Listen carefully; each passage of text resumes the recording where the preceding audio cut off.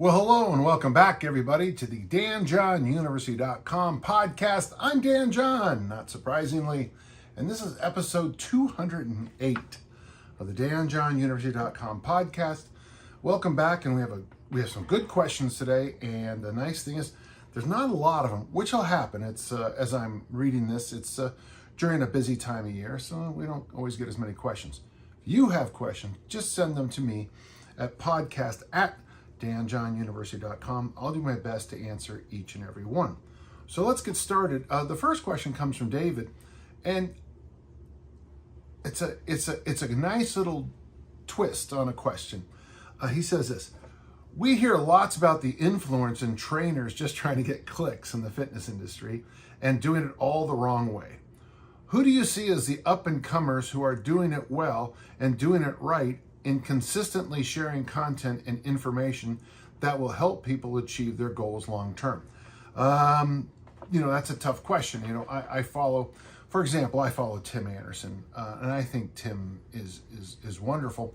Tim talks, he'll demonstrate the crawls and the movements he's coming up with. Not long ago, he had some videos that were from when he stayed here, from my upstairs guest bedroom, and from my gym where he snuck in to do some stuff. But I think Tim does a really nice job. I don't want to get into too many because some of them are kind of like odds, but I do follow a lot of discus throwing and, just general track and field throwing people. Erete Nation, for example, I think they do a great job. Travis Throws does a great job. But let me just say what I think works well, David, because that's the more important question for me. I like people who, when I listen to them or they say something, there's no hype involved. It's, here's something.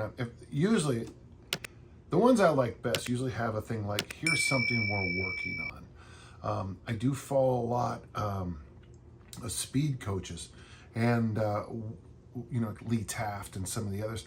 And what I like about the good speed coaches is that they'll say, here's something we're doing, and it's easy to teach and it seems to work. But everything, there's always that little, there's none of this, you do this program for 6 weeks stuff. There's none of that. It's, simple and to the point. The last couple times I've gone to Perform Better, I've sat in and I've listened to some of the up and coming people. That obviously, you'd have, Kevin and Marcus and a bunch of those guys from Mike Boyle, whatever happened to Larrabee, and all the rest of those great guys who used to work with Mike Boyle, and now they do the, there's letters, and I apologize for forgetting them. But when I listen to those guys talk, very often, they'll take a concept like from the business world, and then they'll apply it into training. They'll take a concept from economics and apply it into our training. And that's my favorite. So I guess there's two things I'm looking for, David, on people I'll follow. Number one is a bit more of a, hey, try this is working for us.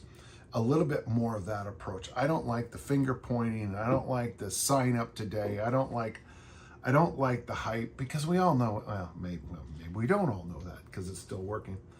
I don't like the hype and the nonsense. I like the real stuff, what works and doesn't work. And then number two, I do like it when someone takes another field and then slides it over into coaching, nutrition, or whatever. I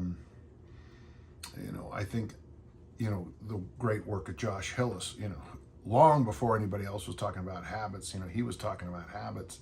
And so much of what I learned from him, of course, I'm a big fan of Josh's work, is that, it came from the way the human mind works. And I thought there was value. I'm a big habit person. As if you spend an hour with me, you'll go, the line between following your habits and being kind of a lunatic is a thin edge. But so that's what I'm looking for. I wish I could give you a whole list of names, but I've given you a few. But just remember that. So it's people who, there's a hint of humility, there's a hint of try this, and also to they're unique, different, they're thinking in a little bit different way, simplifying things, making things better, making things faster to learn. So I hope that helps, David. And it's an interesting question, and I appreciate it. So now we have Evan, and Evan says this. First, I would like to say that I recently purchased the Easy Strength Omnibook, available at danjohnuniversity.com/bookstore. And I have greatly enjoyed reading through. Well, thank you. The rereadability of this book is great, and I'll be recommending it to all my friends. Thank you. I'm a big believer in rereading, and I try to make my books, I stick in a bunch of dumb jokes, I say funny things as best I can, I repeat myself a lot. It's interesting when I'll read a review of somebody, he says the same thing all the time, and I'm like, yeah, because I'm a strength coach, and repetition is the mother of implementation when it comes to the weight room. And I'm slapping things in my desk, so I have to ease up. I'm halfway through my third round of Easy Strength in the past year. First, a piece of feedback. I have found that this round, that using Tim Anderson's Original Strength, who I just talked about as someone I recommend following, as my warm-up has helped my monkey brain tremendously, incorporating some play to start each workout, followed by the routine of Easy Strength has kept me from getting bored. Yeah, I'll throw Original Strength moves between sets of Easy Strength. And when I'm training my best, that's probably what I'm doing. Yeah. But the question you're going to ask is an important one. Finally, my question. What is your experience with doing 2 Easy Strength workouts in a single day? I recently missed a day and considered catching up by doing a workout in the morning and in the evening. Is this something that you've done yourself, or have had any athletes do? Is there a recommended frequency for doubling up Easy Strength workouts in a day? Well, see, I think you're on the right track, and I don't have a lot of people in my world ready for this, but I learned this from Stefan Kort. He's that West German powerlifting coach who was really a big deal on the internet about 20 years ago, until people figured out that his programs were still hard, even though they looked easy, which, good workouts look pretty easy on paper, but they're pretty hard. So 2 things I want to talk about.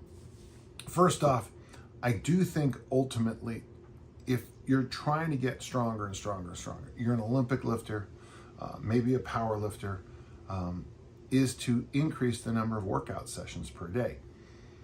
Now, having said that, I think you're going to find that certain moves will really thrive doing it. And to be honest, I think like the full lifts, and the reason my hands went to here was I instantly went into my movement matrix, which is in every one of my books. But if you're doing snatch and clean and jerk, I think you can probably snatch and front squat, even drug-free, probably 2 to 3 sessions a day. I think you can do it. Others have done it and have had great success. Clean and jerk, maybe not that, but you could certainly clean once or twice a day and do jerks off of a system, either a rack or a jerk blocks or something like that. You could probably jerk twice a day, clean twice a day. I just don't think you can clean and jerk because it just hammers you down physically.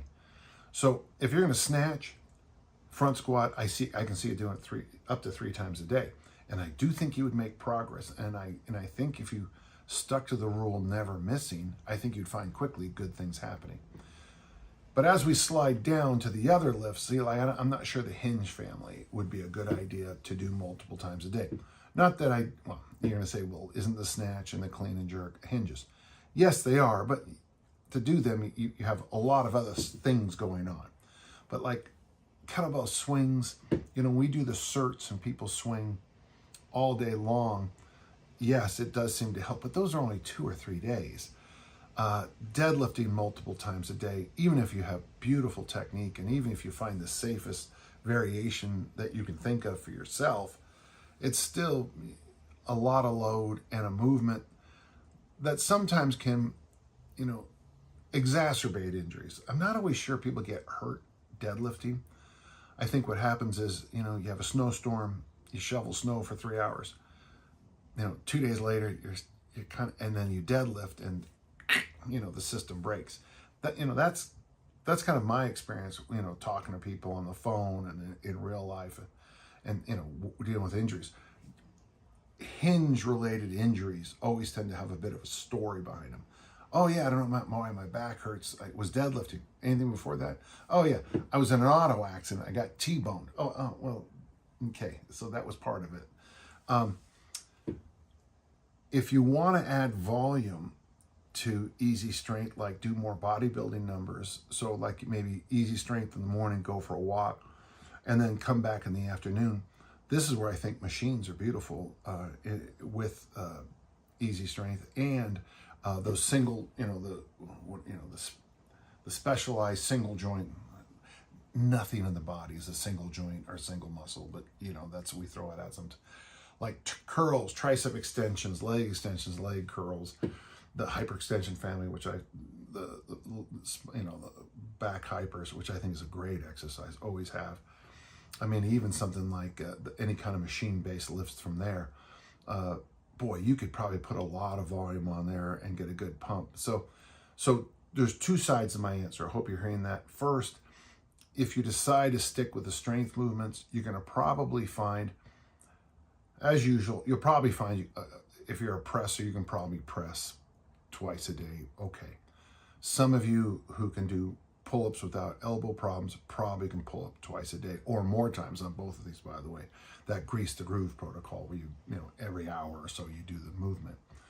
When it comes to squatting, I could see someone squatting if you picked a good variation. Phil Maffetone recommends overhead squats and front squats in his book on, being strong. I'm not going to argue with that. I like it. A variation like maybe the Romanian deadlift, if you do it right, might be doable twice a day, but I worry about the hinge, and that's a personal thing. Loaded carries, I think you probably could do multiple times a day. So if you're going to do it twice a day, you're looking at probably push if you're good at it, a pull if you're good at it, a squat variation if you're good at it, loaded carries. And this would be one of the few times that I would say, yeah, you can probably squat multiple times a day. You probably can't hinge. I'm willing to be proved wrong, but, I don't know if I would want to test it on myself about doing multiple deadlift sessions in a day. When I was young, people told me you should never really deadlift more than once a week, once every 2 weeks. But we were talking about big loads versus, say, a variation like the RDL, the deficit deadlift, where you're really not going to be pushing those big numbers. So as always, it's going to be a question of use and load and the quality of movement. The answer, to go on this long, is I think there's value to your idea. You're just going to have to be a little bit clever about the choices you make. And it could also be a study of one. You might be able to do these things 5, 6, 7 times in a workout a day, but the person standing next to you can't, but they can pull up 10 times a day. So just get ready for that. I hope that helps. Got a question from Craig. I recently took a job teaching classes at a commercial gym. Huh, good for you. I do this as well as coach private clients in my garage. The classes at the gym are normally studio type, such as body pump, circuits, and body weight, HIIT, etc., using lighter loads for a lot of reps, which, I would love to see the research on that proving that actually works. I chose to teach a kettlebell class. I think the members could benefit from working on their strength. Agreed. I'm trying to slow them down, keep them focused on technique, and encourage them to lift a little heavier for fewer reps. A concept that seems to be alien to them. Isn't that funny? However, there is a limited number of kettlebells. We have lots of 6 and 8 kilos, 4 by 12, 3 by 16, 2 by 20, and 1 by 20. That's not a lot. Most of them are just strong enough to swing and goblet squat the 12s, and a couple of them the 16 and 20. I have asked the manager for more kettlebells. Could you give me any advice on how to approach these classes with the limited number of kettlebells and how to give the members a dose of what they need, strength, with a little bit of what they want, they are used to, if you think this is necessary? Well, when you first work with kettlebells with any group, I mean, there's two good movements, and it seemed like you're already there. Someone wrote a book called Hard Style Kettlebell Challenge. It's a brilliant book. Oh, I wrote it. and it's available at Dragon Door. And I think it's a good book. I have a lot of workouts in there, and I would probably, when I looked at the book not long ago, this isn't really a criticism. I use, the workouts are based around the squat, the swing family, and variations of going up and down, and the Turkish get-up. And then the exercise for the upper body is the push-up, or the press-up, as we say in part of the world. I would change that now to the half-kneeling press, but that's just my experience of the last, say, 7 or 8 years. The half-kneeling press for an adult population gives you a lot more hip flexor stretch, and it demands a lot more stability, that knitted kind of stability. When you're standing, you can lock on you got your feet, you got your legs, you got, your torso, you got all this, and you got the off arm all supporting. By going half kneeling, that's when you put one knee on the ground. When you go to half kneeling, you lose a lot of that support. I'm hitting everything in the office today, and it makes it a little bit better to teach the body how to be stable. So this is what I would tell you: as best you can, use some of the Turkish get-up drills. I don't know how much you know, but in the book I talk about rolling 45s and rolling T's and some of the other exercises we do. I'm a real fan of doing get-ups with extremely light weight, or I don't have it perfect here, but if, I guess I shouldn't advertise for this company, but I put half of a plastic cup, like a party cup, half filled with water, and you put it on your fist like this, and then you do the Turkish get-ups. You do the Turkish get-ups with half a cup of water in your hand. And of course, if it spills, we all laugh. We say, you got baptized. We laugh. I like the Turkish get-up, the goblet squat, and the goblet squat family. They're in the book and on my videos here. And then, of course, the whole swing family. I would prefer that you take your time getting up there. I have an exercise called the Bulgarian goat bag swing, and I've got something called the magic drill that I have here on YouTube. I think those are great drills for people. The magic drill, you take the kettlebell with a curl grip, you stick the bell in your belly, you put your toes up on weights or any kind, like a 2x4, so just your toes and that bottom pad of your feet.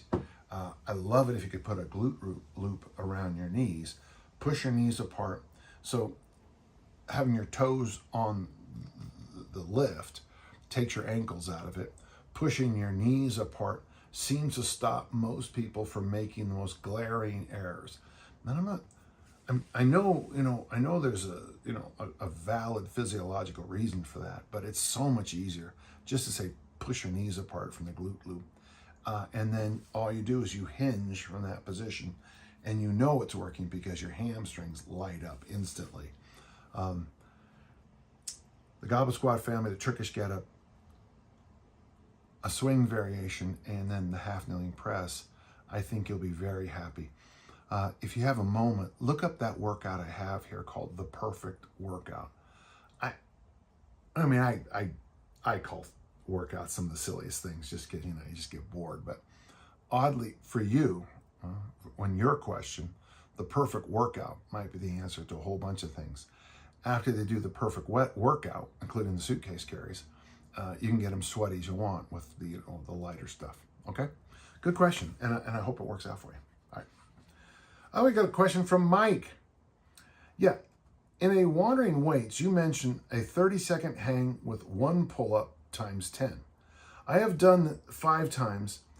What is a reasonable way to get to 10 reps? Well, I gotta make sure you understand this, because I saw one person do 6. I was in England, and this guy was the real deal. So what I say is this: you hang for 30 seconds, and then you do 1 pull-up. Then you hang for an additional 30 seconds, and then you do 2. Then you hang for an additional. So for you to do 10, that means you've done, to do 10, you first have to be able to hang for whatever 10 times 30 is. And I think it's 300 and a little bit more because of the pull-ups. So, you're looking at holding, you have to hold for, say, 330 seconds. You're now well into 5 into 6 minutes of just hanging. So the first thing, if you do want to get to that 10 reps, and by the way, 5 is impressive, Mike, no matter how you did that. But to get to that next level, you're going to have to actually practice just hanging. So that's one of the things we do. When people are trying to max out this particular test, with my special forces guys, I say you have to do 4. And that's in that workout I call the post-deployment. If you go on to Dan John University in the workout generator, that workout is called the hypertrophy and mobility workout. You need to hang. You need to get your hang up to nearly 4 minutes. In fact, I would say it's almost a given that you hang for 4 minutes. Somebody sent me a video of them doing this, and they were wearing straps. And I thought to myself, okay, I can't even believe I have to point this out, but okay, you can't have straps. You just have to hang. Now, for me, the grip would be tough for the 4 minutes. No question about 5 minutes. No question about that. But the big issue for me is all that stretching that I have to deal with for those for that time. I hang every day as part of my warm-up. And I got to tell you, there's mornings where I sound like snap, crackle, and pop, for breakfast. So I'm just kind of a little warning to some of you. If you do this, you're going to get a stretch you can't believe. But what I would recommend is basically something along the lines of the fighter program. You're going to have to hang. So let's do something like this. So when I say 2 on this is what 2 means. 30-second hang, 1 pull-up, 30-second hang, 2nd pull-up. So on day 1, maybe 3 times a week, do this and just build it up like this. And just do 5 rounds every time. But on day 1, let's even make it simpler. Do 1 30-second hang, 1 pull-up, rest. Repeat 5 times. Day 2, the first set is 2. Okay, 2 30-second hang, 1 pull-ups, 1 1 1 1. Day 3 is 2 2 2 2 no 2 2. The next day is 2 2 2 1 1. The next day is 2 2 2 2 1 2 2 2 2 2. Then you go 3 2 2 2 2, and then you go all the way to 3s on that. Then when you build up, when you finish all 3, you go to 4 3 3 3 3, and then you go to 5 5 5 5 5. I would then take about a week off and then test it. Okay, it's a simple program. There's nothing to it.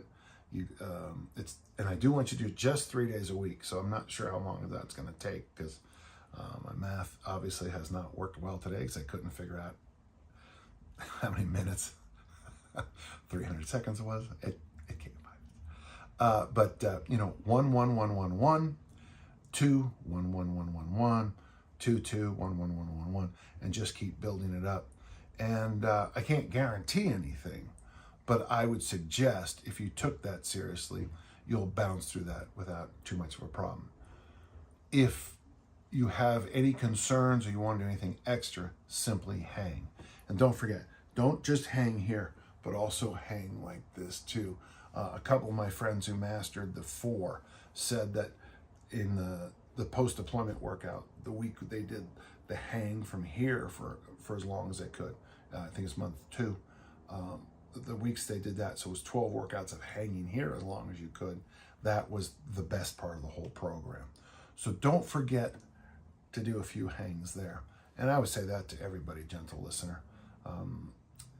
This chin over the top pull, chin over the bar, holding the pull-up or holding the chin up, or even holding with a neutral grip, is probably one of the best things, especially North American athletes, male athletes, can do. Just because we're such a push-dominated throw and push culture. It's a wonderful way to expose a weakness. So good question, and thank you. And that's a good question. Greg asked a question. I'm a perpetual many rabbit chaser. You can see why I had to slow down there. Currently working on my discipline and focusing on one at a time. In a previous podcast, you laid out a plan for training seasonally with a kettlebell or otherwise. The winter, I focused on endurance with low weight and high rep moves, which is the opposite of what I think I said. And all spring, I focused on hypertrophy. As we move into summer, I will be focusing on power and explosiveness. My autumn, I will focus on maximal strength and heavy compound moves. So far, it's been going quite well, and I've noticed a lot of progress. Even though, folks, I said something different than that, I like Greg's idea that you go 13 weeks on sticking to something and then switching. And by the way, the year is divided into 4 parts. 52 divided by 4 is 13, not 12. It's not 12 weeks is not a quarter of the year. I hate it when I have to correct people on that one. My question is this: how often should I check on the other rabbits to make sure they aren't digging their way out of the cage? How often should I do an endurance workout or test during the other 3 seasons? How long should I test the limits of my strength? Will they stay put well enough with the other types of training? Looking forward to your wisdom. Thank you. Well, so I recommend in the fall you do hyper-discipline programs. I don't care what they are. You can do rite of passage. You can do starting strength. Winter comes around, go heavy, go hard, go home. I like 3 days a week. I like that Marty Gallagher approach. You have the one hard workout, you really push it with your friends that day. In the spring, you get outside and you start doing more outdoor fun things, speed things up, become a track and field athlete again. Summer rolls around, focus on hypertrophy, and then you start again. The nice thing is, because I'm a strength coach, you're not going to lose any strength doing this stuff, because you're going to be hitting the weight room throughout the whole year. Now, if you're a sprinter, I don't worry about you losing endurance too much, because you'll be in the weight room and sprinting throughout most of the year. Now, if the other stuff, the endurance stuff, endurance is a lot like pressing and squatting. It's very specific, and it seems to drop out overnight. Now, if you are a former collegiate distance runner, and you and I both picked up distance running, or a better example, probably a swimmer, you probably will get back to your, within shooting distance of your best very quickly. And it would take years for me to figure out that I'm mediocre. It's just the truth. So what I want you to think about when it comes to endurance, when it comes to pressing, when it comes to squatting, is these are qualities that have to be addressed often enough so it's like your body remembers. If I miss the weight room for about 2 or 3 weeks, I go on vacation. I'm gone for a couple weeks. My press, I'll come back in on Monday and I'll just look around like, who is this guy? My press is gone. A couple workouts later, it's right back where it was, because I'm a good presser. I'm a good hinger, and I'm an okay squatter. If I haven't been in a swimming pool in a while.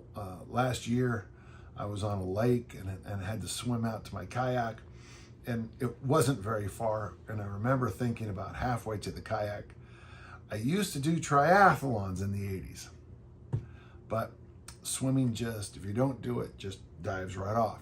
Running dives right off. So one small thing you might want to do, and I wouldn't work too hard thinking about it, is maybe keep 1 day a week for opposite training. I didn't see anything about, you're in the weight room for everything, so you're not going to really lose very much. But, maybe 1 day a week, sprinkle in a little bit of endurance. While you're doing the heavy stuff, sprinkle in some of the endurance work. When you're in the endurance stuff, throw in a couple of reasonably heavy sets of whatever you want to work out and go from there. I don't think it's got to be the most scientific thing you've ever done in your life, but I think you'll be okay doing it. All right? It's nice to hear you doing that, Greg, and I hope it goes well. Okay? Kenneth asks a very quick and simple question. Thank you. Are there any disadvantages to training with uneven kettlebells? Kenneth, if you read Pavel's book up there, Return of the Kettlebell, he specifically mentions me for convincing him that uneven kettlebells are really good to use. But your question, and dang it if you guys don't do this, you guys are getting better every week at throwing questions at me that I've never thought of. Are there disadvantages to uneven kettlebells? Well, it's interesting because I like a huge difference in kettlebell weight. If you got the 32 in your right hand, I like the 16 in the other hand. I mean, a 2-to-1 ratio. I mean, you know, if you're doing presses with the 20 here and the 10 here, I like that because weirdly, you would think, okay, 20 here, you would think I don't know, you press like that or something. You don't. You press like that. Well, if you're if you think about it, you'll press correctly. Disadvantages. Well, as always, you know, if you do anything ballistic, double kettlebell cleans, double kettlebell swings, you might find you turn towards one of the weights. And I think it'd be interesting to figure out which one you do turn. I had never seen anyone twist with double kettlebells until I was at a cert. I won't even tell you where it was, but I was at a cert and someone was really struggling, and it was like this. It was an answer to a question, and the second the person went uneven, these old patterns that the person had gotten rid of emerged. In fact, there was a little bit of frustration. At the RKC certs, people get very tired. You're just tired. You're doing a lot physically. You travel. It's airplane flight, hotel, strange place. You know, your normal bodily functions are out of tune. There's people you never met. You got me yelling at you. Me yelling at you. And so people sometimes will regress quickly. So one of the things I'd like you to think about is that if you do have bad old patterns, and this is just I'm trying to answer your question, but uneven bells might bring up some issues. What's the best way to work those issues? Well, go on the other side and flip the bell weights and see if that fixes it. So if I'm holding the 32 here and the 16 here, put them down, walk around, and then have the 32 here and the 16 and see if that cleans it up. By the way, oddly, it usually does. The human body is an interesting thing. I hope that answers your question. Again, I'm a huge fan of uneven bells. I think for presses and double kettlebell front squats and double swings, they open your eyes. And if you want to have a little fun in the armor building complex, maybe stick to lower rounds. But if you do the armor building complex, 2 double cleans, 1 double press, 3 double front squats, put the weight down and flip. Using unevens there will really, this is gonna be weird, but the reason it's only 1 press is that most people don't press really well. When I did my kettlebell cert, we had a finisher, and I was able to, we were supposed to do all these presses, and I did it, and somebody said, well, most people can't press that much. And I'm like, yeah, actually, this is fine for me. Of course, if we were doing pull-ups, I was at a workshop one time, and I was expected to knock off over 20 pull-ups on my first set. I've never done that my entire life. I'm just not a pull-upper, and I'm okay with that, folks. And yet when we came over to the next day and we're doing like presses and front squats, the same people who were kind of, oh, this guy's nothing, couldn't press. If you want to challenge your press, the ABC workout with unevens, you can really load up. And so you're only doing 1 press, but you're kind of saving it over time, because I'm going press heavy on this set. The next set, I'm going to be half the weight. The next set, heavy again.